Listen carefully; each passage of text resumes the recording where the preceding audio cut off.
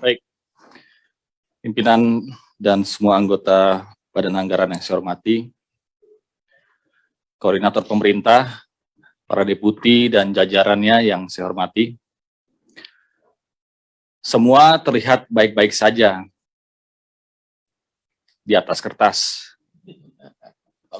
Kita semuanya juga sangat menikmati presentasi yang disampaikan para perwakilan dari pemerintah yang hari ini kita ikut memberikan masukan sebagai anggota DPR yang mewakili rakyat kita masing-masing.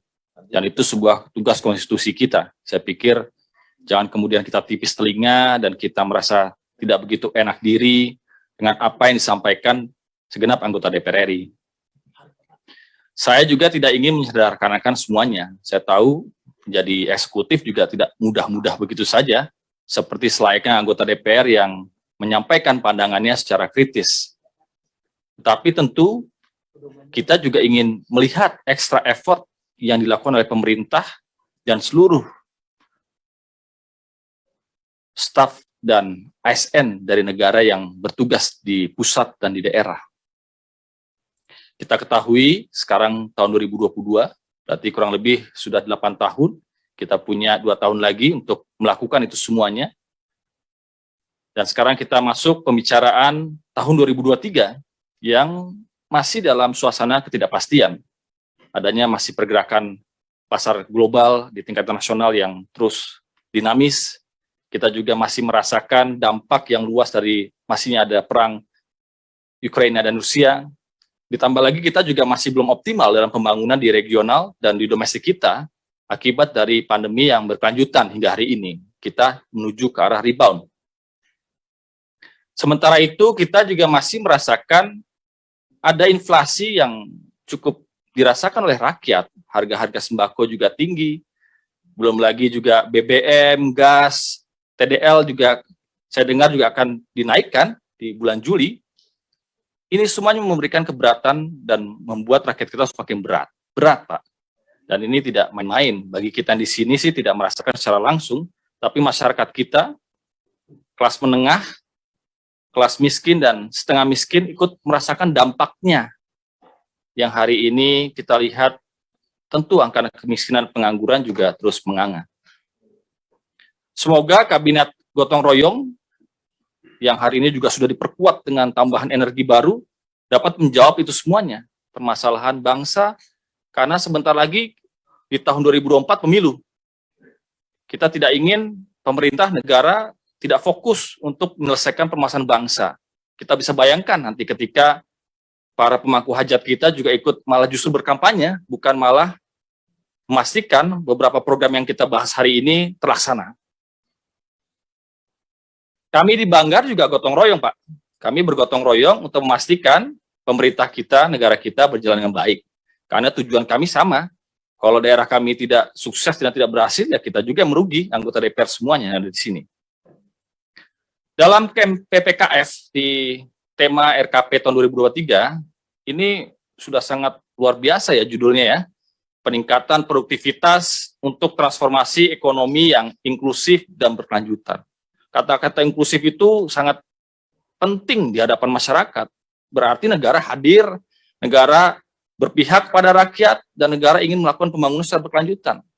Tetapi hasilnya apa? Ketika hari ini kita juga mendengar masih banyak jeritan masyarakat dan ketidakpuasan mereka terhadap beberapa policy yang mungkin belum sampai dan tepat sasaran di hadapan mereka luas. Menuju target pertumbuhan 5,3 hingga 5,9, it's a good news. Sesuai sasaran dan arah kebijakan adalah cerita yang baik. Pengurangan kemiskinan, pengangguran, dan peningkatan kesejahteraan rakyat juga merupakan cerita yang baik yang bisa ditulis dalam sebuah asumsi makro. Tetapi dalam implementasi yang tadi juga disampaikan pimpinan dan semua anggota, itu juga merupakan hal yang tidak terelakkan. Rencana yang baik, implementasi yang baik, hasilnya pun menjadi baik. Siapa yang bertugas di sini? Tentu semuanya, tidak hanya Bappenas, tidak hanya Kementerian Keuangan, tetapi seluruh kementerian, daerah, dan kami semua yang akan mengawalnya. Pemerataan pembangunan sesuai prioritas nasional dari prioritas 1 dengan 7, ternyata lebih banyak yang non-prioritasnya. Anggaran non-prioritas lebih besar, tadi juga sudah disinggung. Saya pikir justru pengawasan kita juga tidak hanya berhenti di program prioritas saja, tapi bagaimana yang non-prioritas juga dikawal. Jangan sampai meleset, karena kalau sudah meleset, tolong direvisi saja di tahun berikutnya. Berarti tidak tereksekusi dengan baik. Jangan dijadikan program-program yang copy-paste lagi, yang akhirnya kita memenuhi sebuah persyaratan perencanaan, begitu saja. Nah, pertanyaan sederhananya adalah, bagaimana Bapak bisa memastikan proyek-proyek, major project kita yang ada hari ini kita rencanakan, itu bisa diselesaikan tepat waktu. Tidak usahlah kita bicara selesai, karena itu juga berkelanjutan, tetapi minimal progresnya terlihat. Jangan sampai ada kita mengatakan akselerasi pembangunan, tetapi sesungguhnya tidak terjadi akselerasi tersebut. Terjadinya justru kemacetan-kemacetan yang kita tidak inginkan, kemudian akhirnya malah tidak selesai, bahkan berhenti. Apakah itu yang disampaikan berkaitan dengan food estate, kereta api cepat, distribusi program Perlinsos? Bayangkan, program Perlinsos itu ratusan triliun, 400 lebih triliun. Ketika distribusinya tidak sampai dan tidak merata di seluruh tanah air, distribusi Perlinsos itu menjadi permasalahan. Kemudian bagaimana kita juga menjawab angka stunting. Presiden juga setelah menyampaikan pentingnya kita memperhatikan tingkat stunting di seluruh tanah air. Kematian ibu-ibu hamil. Tapi ketika hari ini masih adanya beberapa di daerah yang merasakan hal tersebut, berarti kita belum bisa memastikan tepat sasaran dari program tersebut. Bagaimana juga terkait dengan reformasi sistem kesehatan nasional. Kita mengalami 2 tahun lebih negara kita terombang-ambing akibat pandemi COVID-19, kesehatan pilar utama kita. Nah, bagaimana kita merencanakan agar ke depan tidak terjadi hal yang serupa. Infrastruktur kesehatan kita, para tenaga-tenaga kesehatannya juga diperhatikan. Tidak hanya kesejahteraannya, tetapi fasilitasnya. Sehingga reformasi sistem itu mesti harus berkelanjutan. Lebih lanjut dari itu juga, yang saya sampaikan di sini adalah transformasi digital.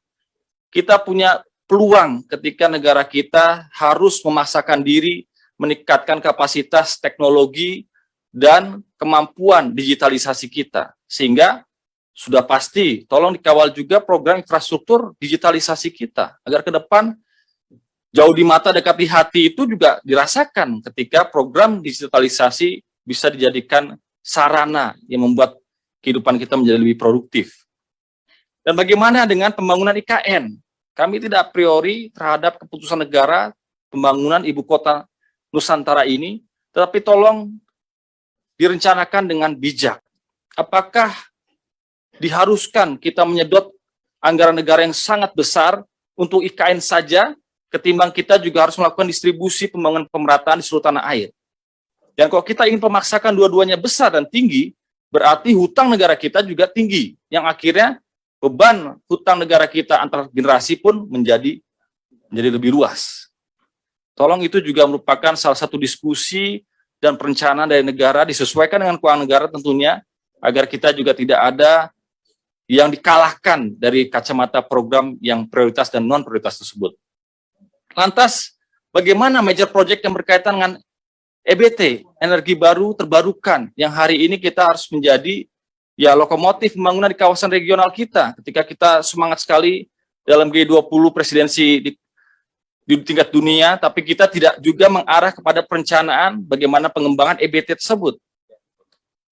Dan yang terakhir menurut kami yang juga cukup penting terkait dengan UMKM.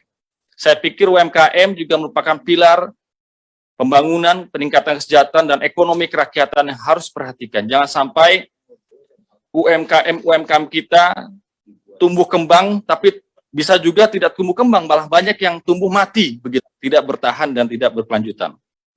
Masih ada waktu 2 tahun, setidaknya tahun depan adalah tahun 2023, tahun 2024 saya yakin bisa saja mesin negara ini berkurang 50% karena semua fokus terhadap pemilu. Sehingga tolong yang pertama adalah pastikan Bappenas, pemerintah secara keseluruhan mendorong produktivitas berbagai sektor ekonomi di Indonesia. Ekonomi kita harus terus meningkat karena kita tidak ingin rezim defisit 3% ini terus menganga, kita harus kembali ke sana lagi pasca COVID-19. Yang kedua, tolong pastikan pemerintah mengawal perkembangan kondisi pasar komoditas pangan kita. Tadi sampaikan beberapa kawan kita, pangan kita ini merupakan kebanggaan bangsa kita. Kita ingin berdikari di negeri sendiri. Kita ingin ketahanan pangan kita, terutama energi kita dan keuangan kita. Jangan sampai ke depan kejadian di dunia atau global events itu justru berdampak besar terhadap negara kita. Jangan sampai ada resiko keuangan dan kita tidak melakukan mitigasi perencanaan yang baik dan kemudian sektor pangan kita terkendala. Saya juga masih mendengar beberapa petani kita, para pekebun kita, mereka merasa tidak begitu happy ketika melihat negara kita ini mestinya kaya dengan lumbung pangannya, gemah ripah lojinawi, tetapi ketika mereka musim panen, mereka harus dibanjiri impor. Ketika mereka mau tanam, pupuknya tidak bisa dicari dan bahkan mahal.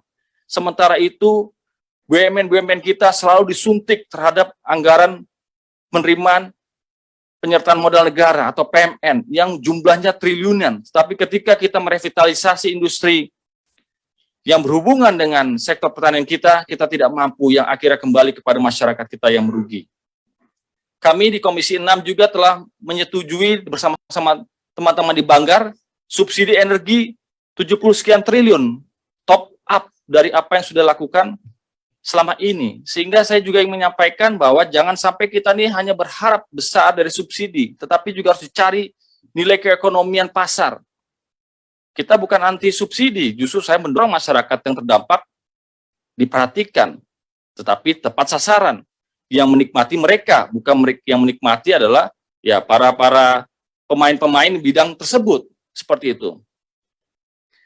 Karena sekali lagi BUMN harus profit dan memberikan benefit kepada masyarakat luas, bukan hanya menerima dari tangan-tangan pemerintahan melalui peminjaman modal, penyertaan negara, dan membayar hutang.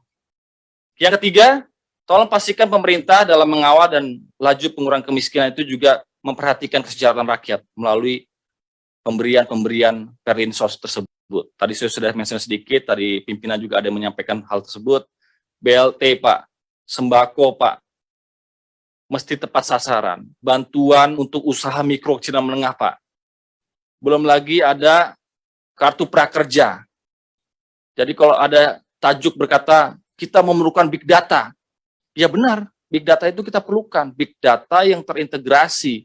Supaya kementerian-kementerian tidak berdiri sendiri, semuanya punya anggaran masing-masing, semuanya bisa mengeksekusi, yang akhirnya belum tentu diterima juga, tetapi jumlahnya signifikan dan besar. Jadi tolong dalam meramu sebuah perencanaan negara dari semua KL, dipastikan diterima cara-cara yang lebih terintegrasi terkait dengan data dari distribusi perlinsos.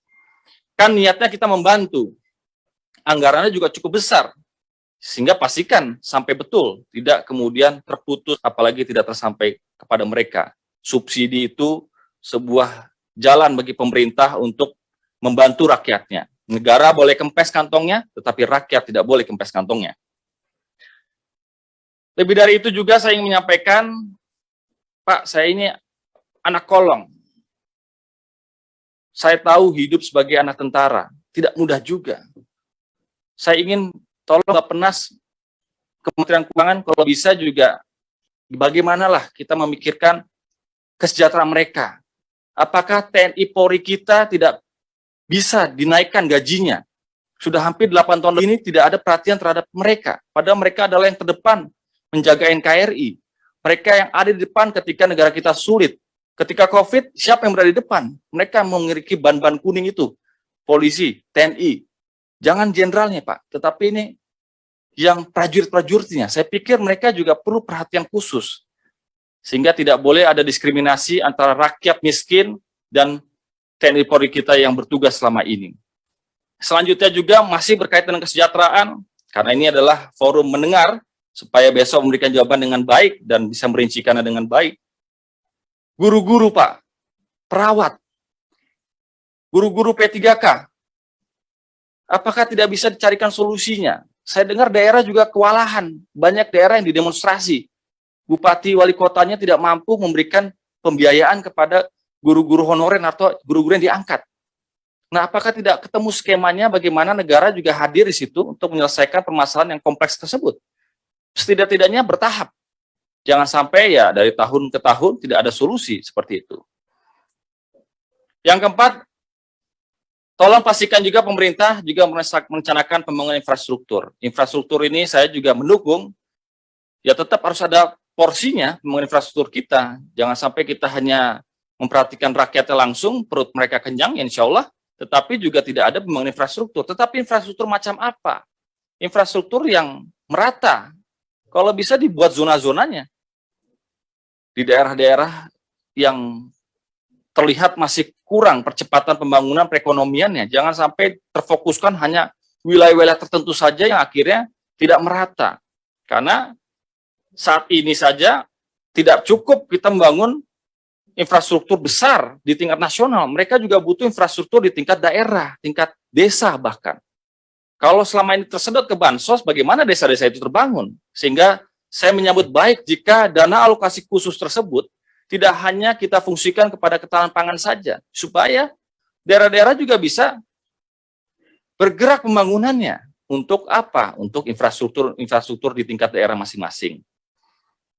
Akhir kata saya juga ingin memastikan kalau ada rencana pembangunan dari Bappenas, pembuatan bandara, pelabuhan, dan infrastruktur fasilitas di daerah, tolong diperhatikan kebutuhan daerah masing-masing. Saya juga ingin menyampaikan dari aspirasi daerah kami, Kabupaten Pacitan, jika memungkinkan suatu saat juga dibangun semacam bandara rintisan, infrastruktur itu akan membuat wilayah yang terjauh dari Surabaya, Jawa Timur paling selatan, dan di arah pojok barat sana, itu juga akan meningkatkan perekonomian secara langsung di kawasan tersebut. Tolong diperhatikan dan direncanakan dengan sebaik-baiknya secara berkesinambungan. Kita tidak mungkin ingin selesai sehari juga pembangunan tersebut, tetapi berkelanjutan. Sekali lagi, tolong pemerintah perhatikan sasaran pembangunan SDM kita, agar ke depan kita ini tidak hanya melihat revolusi mental di generasi-generasi muda kita, tapi revolusi mental dalam ya tempat-tempat pejabat-pejabat publik kita hingga hari ini. Mereka juga butuh perbaikan-perbaikan, peningkatan kemampuan, agar apa arah pembangunan kita ini bisa melompat tinggi jauh ke depan, tidak hanya meroket, tetapi meroket sumber daya manusianya, dan juga meroket juga pembangunannya secara berlanjutan. Ya, digital ekonomi tercapai, ekonomi hijau tercapai, inovasi, kreativitas, termasuk UMKM kita menjadi juara di tanah air kita. Semoga negara kita semakin hebat, bukan semakin sulit dan setback. Pembangunan itu juga bukan hanya untuk negara, tapi pembangunan untuk rakyat, pembangunan untuk seluruh rakyat Indonesia yang berkeadilan sosial untuk seluruh rakyat Indonesia. Sekian dari kami. Assalamualaikum warahmatullahi wabarakatuh.